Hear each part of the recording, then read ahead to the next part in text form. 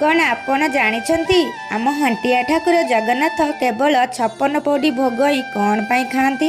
କାହିଁକି ତା'ଠାରୁ ଅଧିକ ଖାଆନ୍ତି କି କମ୍ ଖାଆନ୍ତିନି? ଆସନ୍ତୁ ଜାଣିବା।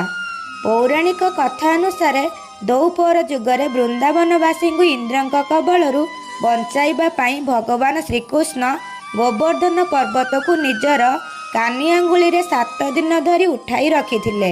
ଏହି 7 ଦିନ ଯାକ ଶ୍ରୀକୃଷ୍ଣ କୌଣସି ବି ଆହାର ଗ୍ରହଣ କରିନଥିଲେ।